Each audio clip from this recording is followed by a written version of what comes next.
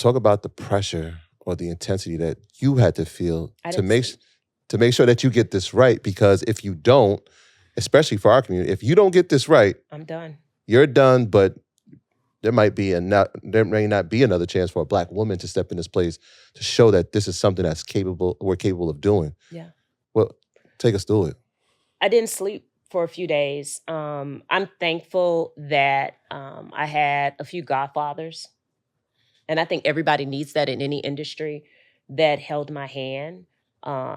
Ex-players, um, agents today, business managers, even some people in the press that really were instrumental and helpful in just keeping me sane and giving me advice and talking to me about what I needed to do and the things that I should consider and all of those things. So I was really, really fortunate. I did not sleep. There was a lot of pressure because I said everybody in the world is looking, Mm-hmm.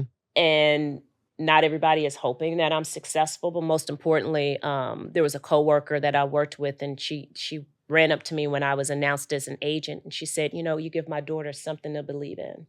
And so every day that statement kind of rung through in my head when she was like, you give my daughter something to believe in.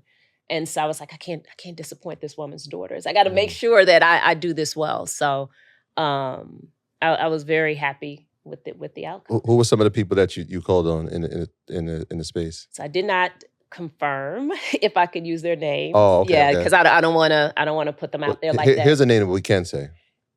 You sat down with Mark Cuban at some point. Oh, I love him. Contract's there. Mm-hmm. Now once you sign this, you're on the other side of it. Mm-hmm. You've actually executed and you've done it with the world watching. So how's this conversation going? Mark is very different than what I expected, because I saw Mark through the lens of Shark Tank.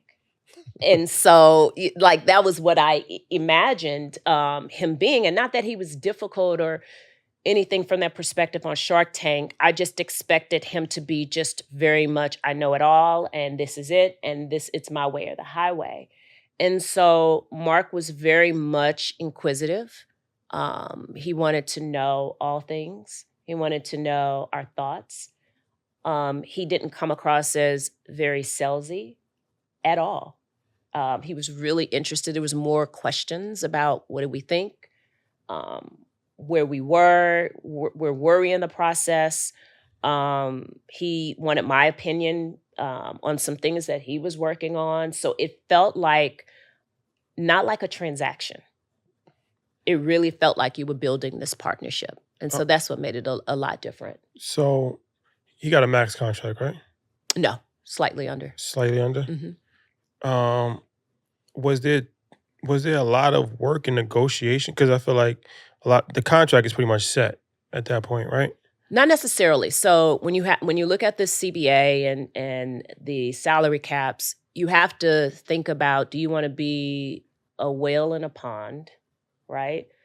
Or do you want to be the whale in the ocean, right? So you don't want to suck up all of the money where you're not in a position to kind of help the team to get the help that they needed to get to the next level. So those were all of the things you thought about, was how do we, for us, like I said, it was how do you become that benefit? How is the team going to get better? How are all of those things coming into play? So what are some things that, just in general, people might not be familiar with, like an NBA contract? I know some people, I think Bron has a no trade clause, or there's different things that you can kind of put in. There's games played. There's no trade clauses. There's just a plethora of things that you can include in the contract. I think that one of the conversations you want to have is where does the team see itself this year, next year, and the year after, especially during your contract, because if the team is consistently losing, you're going to get blamed for it, right? You said games played, you have to play a certain amount of games? You have to play a certain amount of games. People have all sorts of contracts, minutes played. You just have to kind of figure out what's in the best interest. What's big now is that, if you make an all-NBA team, mm-hmm. you get a bonus on your contract. All-Star games. All-Star games, yeah. All-Star games. Yeah. Is that stuff that is part of Kyrie's deal? No. Mm-mm. Why not? All NBA is can be a little subjective. Yeah, and you don't want to tie your money to anything that is well, we subjective. saw somebody that lost a lot of money. Yeah. He's a great player out in Memphis who didn't make any All-NBA team. Yeah.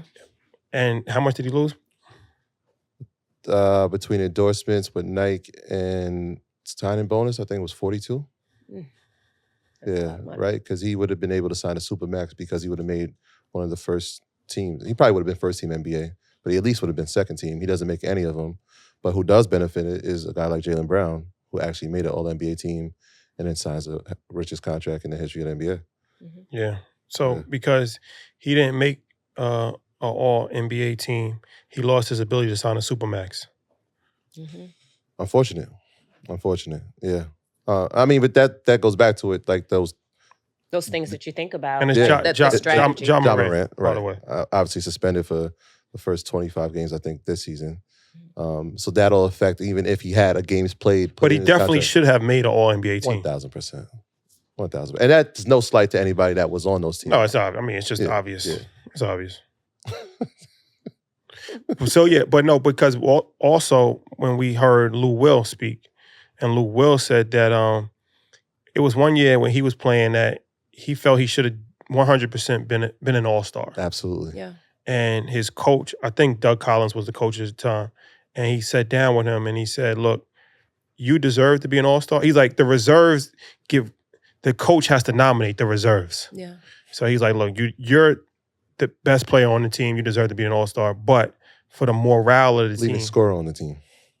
For the morale of the team, I'm going to nominate somebody else. It was crazy. It was Andre Iguodala. So, but what Lou Will said is that not only he lost a lot of money because he wasn't an all-star, but it negatively impacted his career to the point where he could never start ever again. And he said he lost a lot of money because of that one decision of him not being on an all-star team. Mm-hmm. Mm-hmm. So politics that go into play here that people might not always see. I just always think that contracts should be 100% in what you can control. That's it, especially when you put those types of things in a contract. So you don't like the bonus structures? I just think that if you're going to use a bonus structure, it should be something that you can control, that you 100% can control versus something that somebody else has can to be manipulated. Yeah. Yeah. All right. So you talked about being a whale in the ocean, right? As the agent, you're looking at everybody's contract on the team because I would imagine if I'm looking at, I'll use the Mavericks for example. If I'm looking at Luka and I'm thinking, all right, he's going to be Supermax. If we're looking at the future of the team, how are we going to build this out? I might have to fall at this number so that we can help still build people around this core to win the championship. So like, you're not looking at those or? I mean, I'm not looking at anybody's contracts on the team per se. You're just looking at how is the team going to look, right?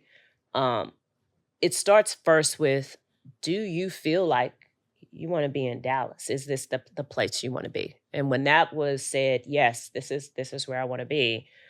Okay, what do you think that you need to feel comfortable there? And then you go from there.